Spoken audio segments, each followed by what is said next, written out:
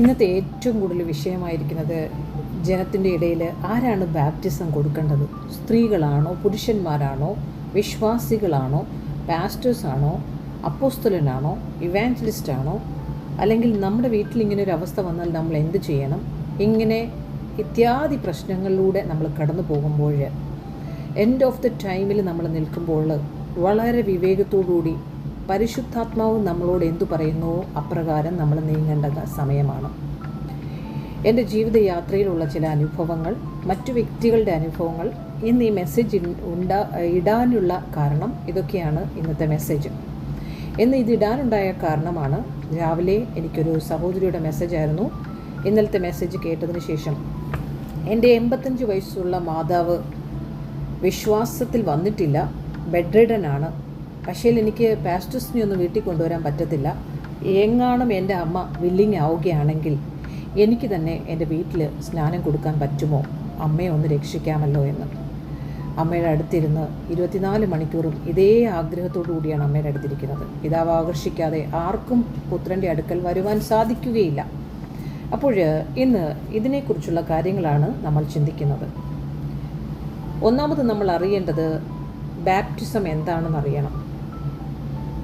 കാരണം ബാപ്റ്റിസം നമ്മൾ വചനത്തിലേക്ക് പോകുമ്പോൾ മത്തായി സുവിശേഷം 27-ാം അധ്യായത്തിൻ്റെ 19 മുതലുള്ള വാക്യങ്ങളിൽ പറയുന്നു, നിങ്ങൾ എല്ലാവരെയും ശിഷ്യന്മാരാക്കിക്കൊള്ളുവാൻ. ഇതിൻ്റെ അകത്ത് ഒരു പാസ്റ്ററിന് കൊടുത്ത ഒരു ഡിക്ലറേഷനല്ല, ഇത് ദൈവത്തിൻ്റെ സഭയ്ക്ക് കൊടുത്തൊരു ഡിക്ലറേഷനാണ്. നിങ്ങൾ തന്നെ അത് വായിക്കാം. 28-ാം അധ്യായത്തിൻ്റെ 18 മുതലുള്ള വാക്യങ്ങൾ. യേശു അടുത്തു ചെന്ന്, സ്വർഗത്തിലും ഭൂമിയിലും സകല അധികാരവും എനിക്ക് നൽകപ്പെട്ടിരിക്കുന്നു. ആകയാൽ നിങ്ങൾ പുറപ്പെട്ട് പിതാവിൻ്റെയും പുത്രൻ്റെയും പരിശുദ്ധാത്മാവിൻ്റെയും നാമത്തിൽ സ്നാനം കഴിപ്പിച്ചും ഞാൻ നിങ്ങളോട് കൽപ്പിച്ചതൊക്കെയും പ്രമാണിപ്പാൻ തക്കവണ്ണം ഉപദേശിച്ചുകൊണ്ട് സകല ജാതികളെയും ശിഷ്യരാക്കിക്കൊള്ളുവിൻ. ഞാൻ ലോകാവസാനത്തോളം നിങ്ങളോടെല്ലാവരോടും കൂടെയുണ്ട്. ഈ ശിഷ്യരാക്കിക്കൊള്ളുക എന്ന് പറഞ്ഞാൽ, ഇന്ന് രാവിലെ ഞാൻ വായിച്ചൊരു വാക്യമാണ്. അപ്പോസ്തല പ്രവൃത്തിയിൽ നമ്മൾ കാണുന്നുണ്ട്, അന്ന് മുതൽ ശിഷ്യന്മാർക്ക് ക്രിസ്ത്യാനികൾ എന്ന പേരുണ്ടായി എന്ന്. അപ്പോസ്തല പ്രവൃത്തി 11-ാം അധ്യായത്തിൻ്റെ 26-ാം വാക്യമാണ്. അവൻ ഒരു സംവത്സരം മുഴുവനും സഭായോഗങ്ങളിൽ കൂടുകയും ബഹുജനത്തെ ഉപദേശിക്കുകയും ചെയ്തു. ആദ്യം അന്ത്യോക്യയിൽ വെച്ച് ശിഷ്യന്മാർക്ക് ക്രിസ്ത്യാനികൾ എന്നു പേരായി. അപ്പോൾ നിങ്ങൾ ചോദിക്കും, ഈ അപ്പോസ്തലന്മാർക്ക് കൊടുത്ത ഒരു ദൗത്യമല്ലേ ഇത്? വിശ്വാസികൾക്ക് എങ്ങനെ ഇത് ചെയ്യാൻ പറ്റുമെന്ന്, അല്ലെങ്കിൽ ഒരു സ്ത്രീക്ക് അല്ലെങ്കിൽ ഒരു പുരുഷന് ഇത് ചെയ്യാൻ പറ്റുമോ എന്ന് നിങ്ങൾ ചോദിക്കുമ്പോൾ ഇവിടെ പറയുന്നു, അന്ത്യോക്യയിൽ വെച്ച് ശിഷ്യന്മാർക്ക് ക്രിസ്ത്യാനികൾ എന്ന് പേരിട്ടു. ഓക്കെ, സോ മത്തായി സുവിശേഷത്തിലേക്ക് നമ്മൾ കടന്നു വരുമ്പോൾ അവിടെ 28-ാം അധ്യായത്തിൽ പറയുന്ന വാക്യം ഇതാണ്, ഞാൻ നിങ്ങളോട് കൽപ്പിച്ചതൊക്കെയും പ്രമാണിപ്പാൻ തക്കവണ്ണം ഉപദേശിച്ചുകൊണ്ട് സകല ജാതികളെയും ശിഷ്യരാക്കിക്കൊള്ളുവിൻ. അപ്പോൾ വിശ്വാസത്തിലേക്ക് വരുന്ന എല്ലാവരെയും ഡിസൈപ്പിൾഷിപ്പിലേക്കാണ് ദൈവം കൊണ്ടുവരുന്നത്. ദൈവത്തിൻ്റെ ഡിസൈപ്പിളിനെയാണ് ദൈവം ആഗ്രഹിക്കുന്നത്. കാരണം വിളവ് അധികമായി നിറഞ്ഞു നിൽക്കുമ്പോൾ കൊയ്ത്തിനായിട്ട് അനേക പേരെ ദൈവത്തിന് ആവശ്യമുണ്ട്. ഈ ദിവസങ്ങളിൽ നമ്മുടെ സമൂഹത്തിൽ സംഭവിച്ചുകൊണ്ടിരിക്കുന്ന പ്രശ്നങ്ങളാണ് ഇവയൊക്കെ. നമ്മളൊന്നും കർത്താവിൻ്റെ ദൗത്യത്തെ അറിയുന്നില്ല. Praise the Lord. ഇന്ന് പകൽക്കാലത്തിൽ കർത്താവിൻ്റെ ആ ദൗത്യത്തെ അറിയുവാൻ നമ്മുടെ ഹൃദയങ്ങളെ ഒന്ന് തുറക്കട്ടെ എന്ന് പ്രാർത്ഥിക്കുന്നു. ഗലാത്യ ലേഖനം 3-ാം അധ്യായത്തിൻ്റെ 28-ാം വാക്യത്തിൽ എഴുതി, we are one in Christ Jesus. Salvation, authority, spirit gift are not given by gender. Baptism is an act of discipleship, not gender role. Salvation രക്ഷയിലേക്ക് കൊണ്ടുവരുവാൻ, അതോറിറ്റിയിലൂടെ ജനത്തെ നയിക്കുവാൻ, പരിശുദ്ധാത്മാവിൻ്റെ കൃപാവരങ്ങളെ അവരിൽ ജ്വലിപ്പിക്കുവാൻ. ഹല്ലേലൂയ. ബാപ്റ്റിസം എന്ന് പറയുന്നത് ഒരു ശിഷ്യന് കൊടുത്തിരിക്കുന്ന അതോറിറ്റിയാണ്. അപ്പോൾ ക്രിസ്തുവിലേക്ക് എല്ലാവരെയും ശിഷ്യന്മാരാക്കിക്കൊള്ളുവാൻ പറഞ്ഞെങ്കിൽ എല്ലാവർക്കും ബാപ്റ്റിസം ചെയ്യുവാൻ പറ്റും. ഇതൊരു പെണ്ണ് പുരുഷൻ എന്നുള്ള ഒരു ജെൻഡറല്ല. ക്രിസ്തുവിൽ സ്ത്രീയും പുരുഷനും ഇല്ല എന്ന് പറഞ്ഞു. നിങ്ങൾ നോക്കാം, എക്സാമ്പിൾ നോക്കുമ്പോൾ നമ്മൾ ദബോറയെക്കുറിച്ച് കാണുന്നുണ്ട്.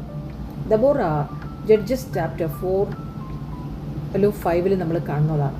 അവളെ ഇസ്രായേലിൻ്റെ ഒരു ലീഡറായിട്ടാണ് ദൈവം ഉപയോഗിച്ചത്. God used her to lead Israel. നമ്മൾ എസ്തേറിനെ കാണുന്നുണ്ട്. ദൈവം അവളെ ഉപയോഗിച്ചത് ഒരു രാജ്യത്തെ ഒരു കൂട്ടത്തെ രക്ഷിക്കുവാനാണ്, യഹൂദന്മാരെ രക്ഷിക്കുവാൻ വേണ്ടിയിട്ടാണ്. അപ്പോസ്തല പ്രവൃത്തി 18-ാം അധ്യായത്തിൻ്റെ 26-ാം വാക്യത്തിൽ പ്രിസ്കില്ലയെ നമ്മൾ കാണുന്നുണ്ട്.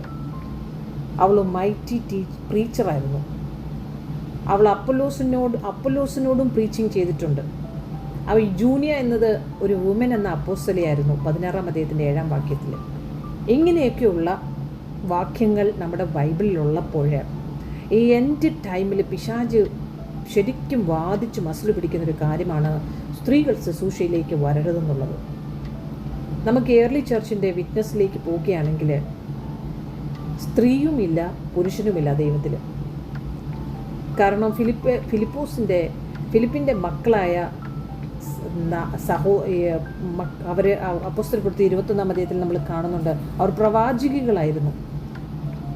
ലിദിയ എന്ന് പറയുന്നത് ഒരു വീട്ടിലെ ചർച്ച് ഉണ്ടായിരുന്നു അവർക്ക്. അതിൻ്റെ ഒരു ലീഡറായിരുന്നു ലുദിയ എന്ന് പറയുന്നത്. സോ യേശു കർത്താവിൻ്റെ ഫസ്റ്റ് റിസറക്ഷനെ കുറിച്ച് അറിയിക്കുന്നത് മറിയാണ്. അത് നമ്മളെല്ലാവരും പറയും. സോ ചർച്ച് ഹിസ്റ്ററിയിലേക്ക് വരുമ്പോൾ ദൈവം ആഗ്രഹിക്കുന്നത് നമ്മളെല്ലാവരും എഴുന്നേൽക്കണമെന്നാണ്. യോവേൽ പുസ്തകം 2-ാം അധ്യായത്തിൻ്റെ 28-ാം വാക്യത്തിൽ പറയുന്നു, നിന്റെ പുത്രന്മാരും പുത്രികളും പ്രവചിക്കും, അവർ അത്ഭുതങ്ങൾ ചെയ്യും, അവർ അടയാളങ്ങൾ ചെയ്യും, പുത്രന്മാരും പുത്രികളുമെന്നാണ്. സോ ദൈവം ഈ ദിവസങ്ങളിൽ വല്ല വിധേനയും പിശാചിൻ്റെ ഈ ലോകത്തിൽ നിന്നും മനുഷ്യനെ റെസ്ക്യൂ ചെയ്യാനുള്ളൊരു ഓപ്പറേഷനാണ് നമ്മുടെ കയ്യിൽ തന്നിരിക്കുന്നത്. അത് നമ്മളാരും മറന്നു പോകരുത്. അപ്പോസ്തല പ്രവൃത്തി 8-ാം അധ്യായത്തിൻ്റെ 36-38 വാക്യങ്ങളിൽ ഫിലിപ്പോസ് എത്യോപ്യക്കാരനായ ആ മനുഷ്യനെ ബാപ്റ്റിസം കൊടുക്കുന്ന നമ്മൾ കാണുന്നുണ്ട്. അതിനുവേണ്ടി വെയിറ്റ് ചെയ്യുന്നില്ല. അദ്ദേഹം വെയിറ്റ് ചെയ്തത് അപ്പോസ്തലനെയോ ബിഷപ്പിനെയോ പാസ്റ്ററിനെയോ എൽഡറിനെയോ ഒന്നും വെയിറ്റ് ചെയ്തില്ല. അദ്ദേഹം അർജൻസി ആയതുകൊണ്ട് ഇമ്മീഡിയറ്റ്ലി അദ്ദേഹത്തിന് സ്നാനം കൊടുക്കുകയാണ്. ഇന്ന് രാവിലെ എന്നോട് ചോദിച്ചൊരു ചോദ്യമാണ് ഈ മകള്, എൻ്റെ അമ്മയ്ക്ക് ഇമ്മീഡിയറ്റ്ലി ബാപ്റ്റിസം കൊടുക്കണമെങ്കിൽ എനിക്ക് പറ്റുമോ അമ്മ മരിക്കുന്നതിന് മുമ്പ്? ആ സഹോദരിയുടെ വിശ്വാസമാണത്. നിങ്ങൾ ക്രിസ്തുവിൽ മരിച്ചുവെങ്കിൽ നിങ്ങൾക്ക് ആർക്കും സ്നാനം കൊടുക്കാൻ പറ്റും. 1 പത്രോസ് 2-ാം അധ്യായത്തിൻ്റെ 9-ാം വാക്യത്തിൽ പറയുന്നു, all believers are royal priesthood എന്നാണ്. നിങ്ങൾ രാജകീയ പുരോഹിത വർഗ്ഗങ്ങളാണ്. അപ്പോൾ രാജകീയ പുരോഹിത വർഗ്ഗങ്ങളാണെന്നും വെളിപ്പാട് പുസ്തകം 1-ാം അധ്യായത്തിൻ്റെ 6-ാം വാക്യത്തിൽ പറയുന്നു, നിങ്ങളെ രാജ്യവും പുരോഹിതന്മാരുമാക്കി വെച്ചിരിക്കുന്നുവെന്ന്. പൗലോസ് പറയുന്നുണ്ട്, ഇതിൽ നിങ്ങളെയും വിളിച്ചിരിക്കുന്നുവെന്ന്. നമ്മളെ കൂടാതെ അവർ പ്രാപിക്കില്ല എന്ന് ഹെബ്രായ ലേഖനത്തിൽ എഴുതിയിരിക്കുന്നു 11-ാം അധ്യായത്തിൽ. ഇങ്ങനെ ഒത്യാദി വചനങ്ങൾ നമ്മുടെ മുൻപിൽ ഇരിക്കുമ്പോൾ 2 വചനം എടുത്തിട്ട് അതിൻ്റെ കണ്ടിന്യൂഷനായിട്ട് വേറെ ആരും ബൈബിളിൽ പറഞ്ഞിട്ടുമില്ല. ആ അവസ്ഥയ്ക്കനുസരിച്ച് 2 വചനങ്ങൾ എഴുതിയപ്പോഴേക്കും ഈ എൻഡ് ടൈമിൽ ഇപ്പോൾ നമ്മൾ സ്റ്റില്ലായി നിൽക്കുന്നത് കൂട്ടത്തോടെയുള്ള ദൈവത്തോട് അടുക്കുവാനുള്ള ജനത്തിൻ്റെ ആവശ്യത്തെയാണ് നമ്മൾ സ്റ്റോപ്പ് ചെയ്യുന്നത്. സ്ത്രീയും പുരുഷനും ഒന്നുമില്ല, എല്ലാവർക്കും ബാപ്റ്റിസം കൊടുക്കാം. ഇത് ഗ്രേറ്റ് കമ്മീഷനാണ് ദൈവത്തിൻ്റെ. The great commission is given to all disciples.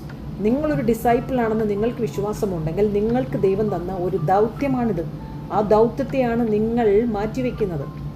ഇന്ന് രാവിലെ എന്നോടൊരു സഹോദരി വിളിച്ചിട്ട് പറഞ്ഞതാണ്, നിങ്ങൾ പഴയ മെസ്സേജുകൾ മാത്രം പറഞ്ഞുകൊണ്ടിരിക്കുന്നതല്ലേ നല്ലത്, പുതിയ ഈ കാര്യങ്ങളിലേക്ക് എന്തിനാണ് തലവെക്കുന്നത്? എന്താ പറയുക?